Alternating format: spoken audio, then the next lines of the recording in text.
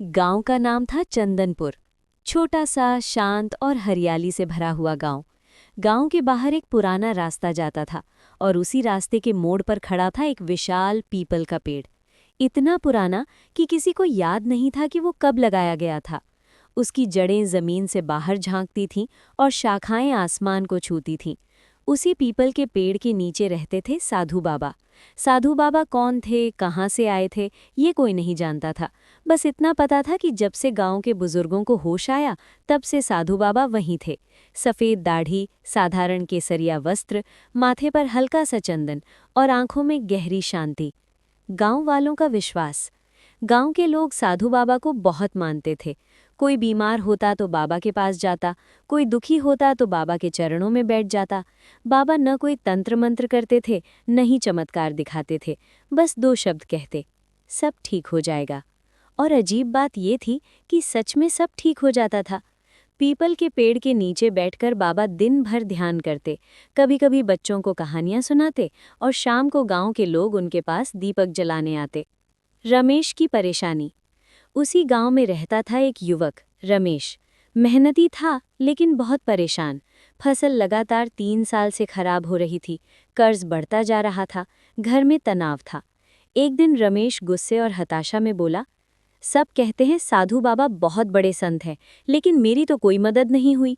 उसकी माँ ने कहा, बेटा, एक बार सच्चे मन से बाबा के पास जाकर बैठ तो सही।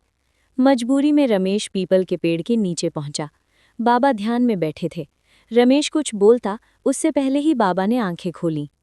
आ गया बेटा। रमेश चौंक गया। बाबा, मैं बहुत परेशान हूँ, अगर आप सच में कुछ जानते हैं तो मेरी मदद कीजिए। बाबा मुस्कुराए। कल सुबह सूरज निकलने से पहले यहाँ आ जाना। रहस्यमयी रात। रमेश रात भर सो नहीं पाया। सुबह तड़के वह पीपल के पेड़ के पास पहुंचा। चारों ओर हल्की धुंध थी। बाबा वहीं बैठे थे। इस पेड़ की जड़ें देख रहे हो? बाबा ने पूछा। हाँ, ये जड़ें जितनी गहरी हैं, उतना ही ये पेड़ मजबूत है। इंसान भी ऐसा ही होता है। तुम ऊपर की चिंता कर रहे हो, नीचे की जड़ों को भूल गए हो। फिर बाबा ने रमेश को अपने खेत की मेड़ ठीक करने, पानी बचाने और दूसरों से ईर्ष्या छोड़ने की सलाह दी। कोई चमत्कार नहीं, बस समझदारी। समय का बदलाव।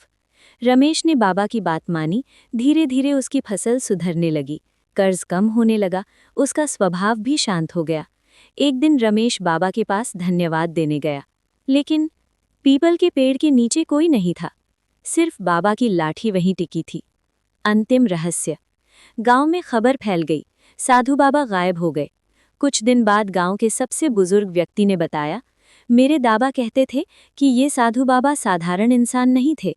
जब गांव पर कोई बड़ा संकट आने वाला होता है, वे प्रकट होते हैं, और जब सब संभल जाता है तो चले जाते हैं। रमेश ने पीपल के पेड़ को देखा।